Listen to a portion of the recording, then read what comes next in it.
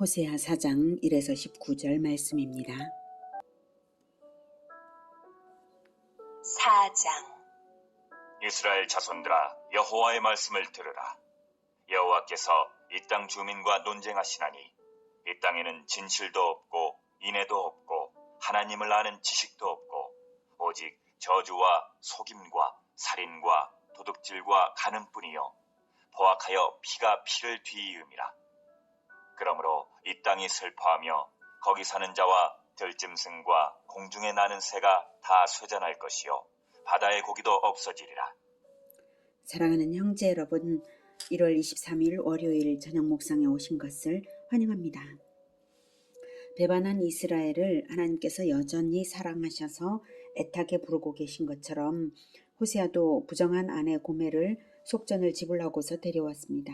그리고는 많은 날 동안 음행하지 말고 진실한 마음을 회복하라고 간곡한 설득을 했습니다. 그리고 나서 호세아는 이스라엘 역시 많은 날 동안 근신의 삶을 살다가 여호와께 돌아오게 될 것을 예언한 것이 3장이었죠. 이제 호세아는 이스라엘 백성을 향해 설교를 시작하는데요. 본서는 총 9편의 설교가 이어질 것이고요. 3절까지는 일종의 서론이면서 판결문과도 같습니다. 북이스라엘의 전반적인 영적 결핍과 전반적인 죄악상을 지적하고서 2절이죠. 이 땅에는 진실도 없고 인애도 없고 하나님을 아는 지식도 없고 오직 저주와 속임과 살인과 도둑질과 간음뿐이요 포악하여 피가 피를 뒤이음이라. 이렇게 전반적인 영적 결핍과 죄악상을 지적하고서 그러므로 하나님께서 기업으로 주셨던 것이 다 없어지리라고 하십니다. 3절. 그러므로 이 땅이 슬퍼하며 거기 사는 자와 들짐승과 공중에 나는 새가 다 쇠잔할 것이요 바다의 고기도 없어지리라. 범죄한 아담이 저주받은 땅으로 쫓겨나는 것과 동의를 하죠. 인간의 범죄는 하나님의 심판을 전체 피조세계에 미치게 합니다. 왜냐하면 전체 피조세계가 애초에 인간을 위해 창조되었기 때문에 인간의 범죄는 모든 피조세계가 무의미하고 불필요하게 된 꼴이죠. 인간의 범죄는 모든 피조세계를 무익하게 만든 꼴인 거예요. 그래서 이렇게 심판 선언이 되는데요. 이러한 판결이 부당하다고 여겨진다면 1절에서 여호와께서 이 땅 주민과 논쟁하시나니, 어디 한번 논쟁으로 여호와를 이길 수 있겠냐고, 심판당하지 않을 근거를 댈 수 있냐고, 댈 테면 대보라 하는 것이죠. 이스라엘은 선한 근거가 아무것도 없습니다. 십계명을 다 어겼습니다. 이런 것들이 다 십계명이죠. 속임과 살인과 도둑질과 간음뿐이요 포악하여 피가 피를 뒤이음이라. 모든 것들이 그 위에도 하나님을 아는 지식이 없고 하나님에 대해서도 이웃에게도 다 어겼습니다. 자, 4절. 그러나 어떤 사람이든지 다투지도 말며 책망하지도 말라. 내 백성들이 제사장과 다투는 자처럼 되었음이니라. 너는 낮에 넘어지겠고 너와 함께 있는 선지자는 밤에 넘어지리라. 내가 내 어머니를 멸하리라. 내 백성이 지식이 없으므로 망하는도다. 내가 지식을 버렸으니 나도 너를 버려 내 제사장이 되지 못하게 할 것이요 내가 내 하나님의 율법을 잊었으니 나도 내 자녀들을 잊어버리리라. 네, 제사장들에게 북이스라엘이 타락한 근본적 원인이 바로 제사장들의 죄 때문이라고 책망하고 있습니다. 심판당하는 책임을 백성들에게 책망하지 말라고, 어떤 사람이든지 다투지도 말며 책망하지도 말라고 합니다. 백성들이 너무나 완고해져서 하나님의 말씀을 전혀 듣지 않는 상태가 되어서 제사장과 다투는 자처럼 되었기 때문에 아무 소용없는 책망이죠. 또한 백성들이 그렇게 된 것은 제사장을 본받아서 그렇게 된 것이기 때문입니다. 누가 누구를 책망하냐 이거죠. 심판의 책임을 물을 수 없는 상태입니다. 5절 보면 여기서 너는 제사장이죠.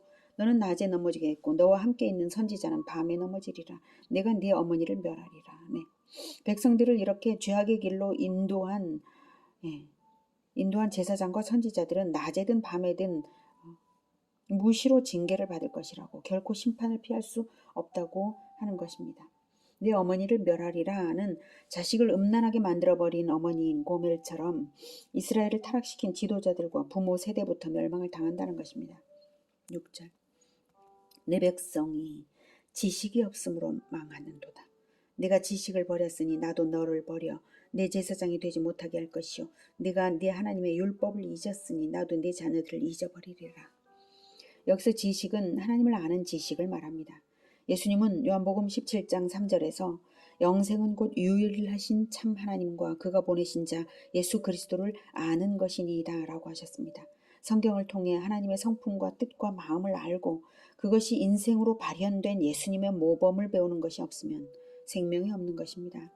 성경을 배우는 것은 생명에 직결된 지식입니다. 하나님을 아는 것, 진리를 알아야 되고요. 그가 보내신 자 예수 그리스도를 아는 것, 예수님의 모범을 배워서 실천으로 나타나게 하는 것, 그것만이 영생입니다. 그 지식을 제사장들이 백성들에게 가르쳐야 하는데 가르치지를 않아서 북이스라엘은 멸망을 당하는 것입니다. 그러니 제사장의 지위를 빼앗길 것은 당연하고요. 자녀들은 하나님께 잊힌 바 될 것인데요. 이때 자녀들은 제사장들의 자녀들만을 말하는 건 아닙니다. 이스라엘 전체를 의미합니다. 5절에서 내 어머니를 멸하리라 라고 말하는 것과 연결될 때 동일한 맥락이죠. 의미가 통하죠. 성경 교육이 생명처럼 중요한 것입니다. 목사들이 성경을 가르치지 않는다면 그것은 문제가 큰 것입니다. 저는 이 사명의 중차대함을 개척 초기부터 깊이 생각을 해서 3년 주기 성경 공부를 결단했습니다. 3년 동안의 성경 전체를 배운다는 것이 쉬운 일은 아니죠. 가르치는 것도 어려운 일이죠. 그러나 예수님이 3년 공생애 동안의 구약 성경 전체를 가르치셨기 때문에 그것은 예수님의 공생애는 모델링을 하라고 3년만 공생애를 사신 거예요. 예수님께서 30년 동안 모델을 보여주시지 않은 것은 우리로서는 정말 다행입니다. 왜냐하면 30년 동안이라면 우리가 모델링을 하는 게 얼마나 어렵겠습니까? 그런데 3년만 하셨죠. 그래서 3년 공생애 동안에 구약성경 전체를 가르치신 거예요. 그래서 그렇게 하라는 것이죠.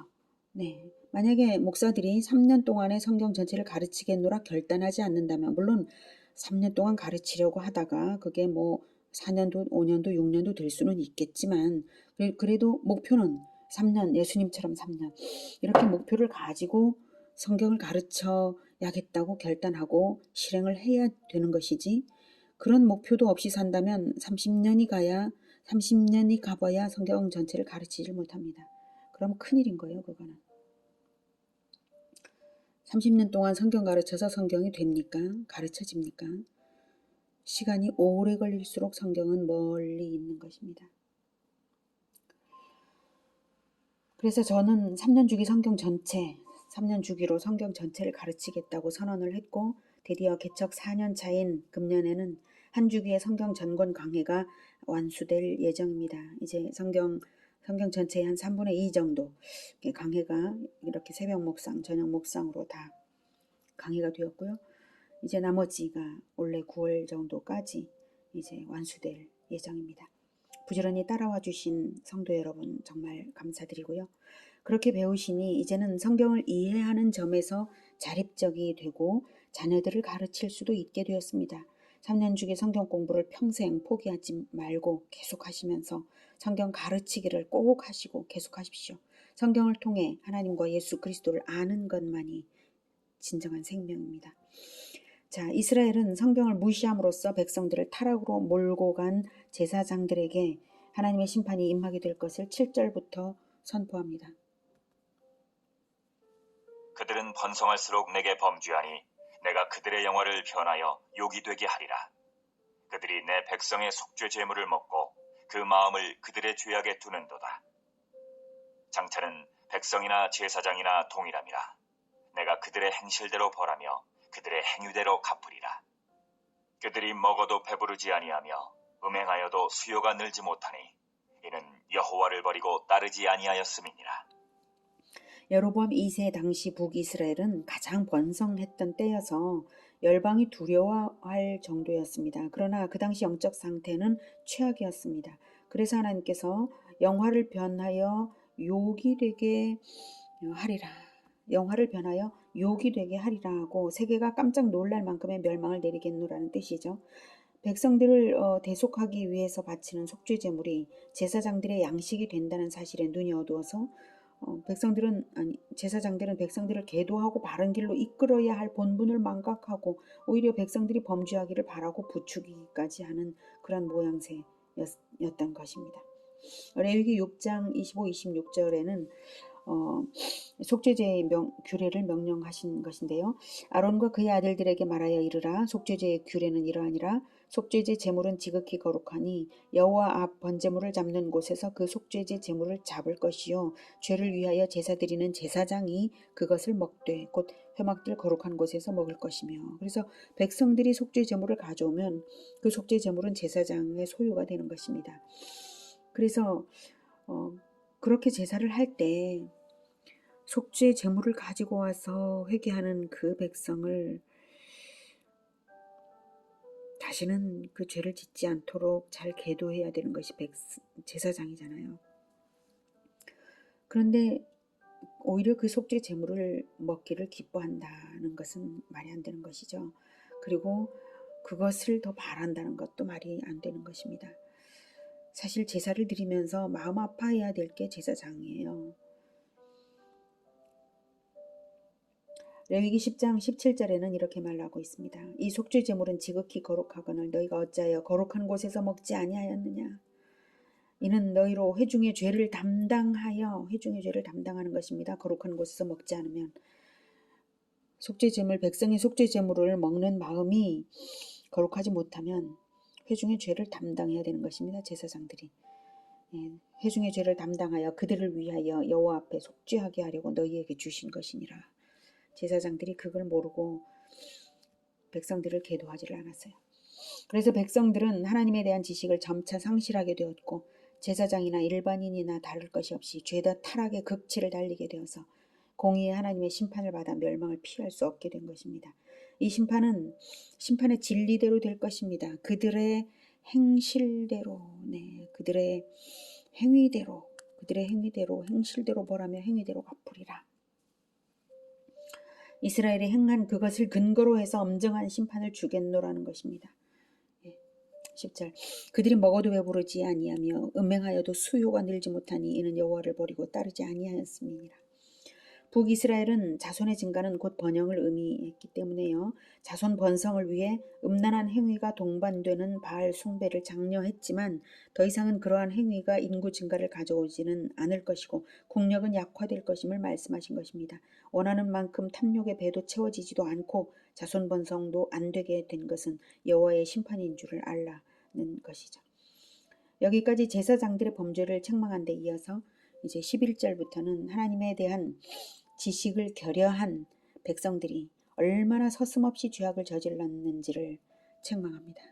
11절 음행과 묵은 포도주와 새 포도주가 마음을 빼앗느니라. 내 백성이 나무에게 묻고 그 막대기는 그들에게 구하나니 이는 그들이 음란한 마음에 미혹되어 하나님을 버리고 음행하였음이니라.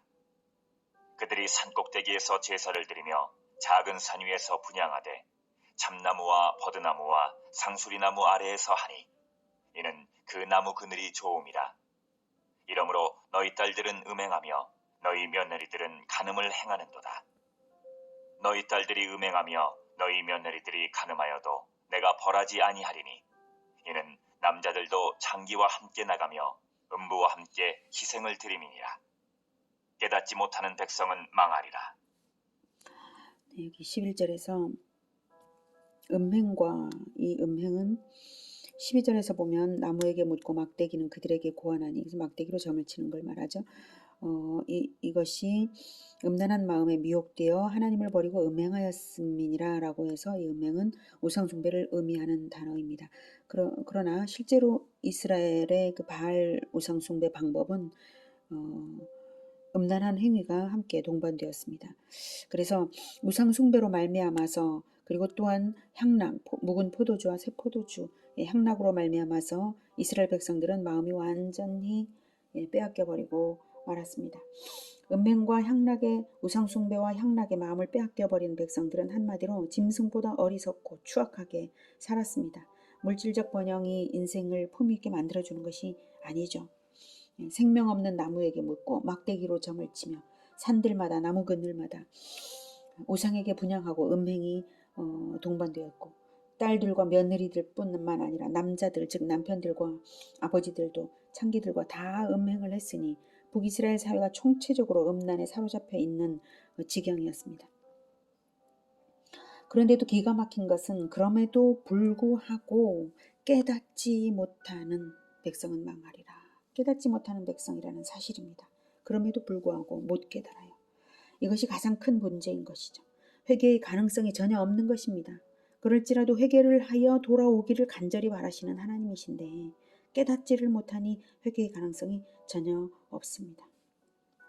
14절에 너희 딸들이 음행하며 너희 며느리들이 간음하여도 내가 벌하지 아니하리니 라는 것은 그들을 벌 안 주겠다는 뜻이 아니라 온 백성을 한꺼번에 심판하시겠다는 뜻입니다. 15절 이스라엘아, 너는 음행하여도 유다는 죄를 범하지 못하게 할 것이라.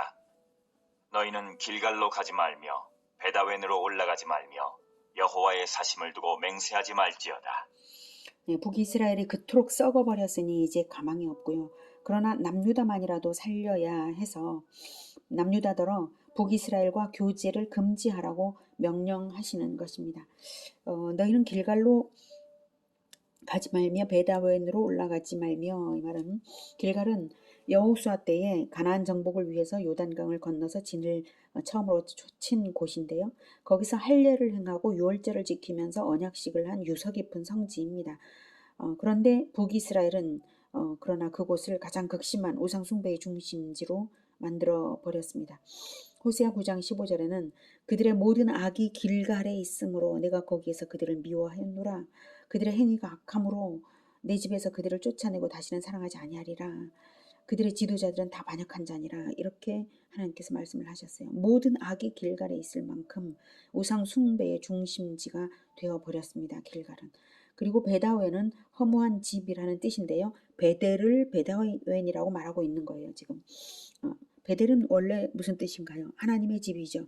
하나님의 집이라는 성지인 베델을 이제 더 이상은 하나님의 집이 아니라는 의미로 베다웬이라고 부른 것이고 베델에서 황금 송아지 우상의 제단을 만들었으니까 그렇게 말하고 있는 것입니다. 그러니 남유다 백성들어 북이스라엘의 유명한 성지라고 해서 베델로 간다든지 길갈로 간다든지 하는 일은 없게 하라 이런 뜻입니다. 그렇게 변질된 장소에서는 여호와의 사심을 두고 맹세하지도 말라는 것입니다. 가증스러운 맹세가 될 테니까요. 16절 이스라엘은 완강한 암소처럼 완강하니 이제 여호와께서 어린 양을 넓은 들에서 먹임같이 그들을 먹이시겠느냐. 에브라임이 우상과 연합하였으니 버려두라. 그들이 마시기를 다 하고는 이어서 음행하였으며 그들은 부끄러운 일을 좋아하느니라. 바람이 그 날개로 그를 쌌나니 그들이 그 재물로 말미암아 부끄러운 일을 당하리라. 북이스라엘은 멍에를 거부하는 완강한 암소처럼 하나님의 교훈을 거부함으로 이제는 버려둘 수밖에 없고요. 먹이지도 않으실 것입니다. 에브라임 17절 에브라임은 에브라임 지파로 대표되는 북이스라엘을 말하는 것입니다. 북이스라엘이 우상과 연합했다는 것은 부부의 연합처럼 때려야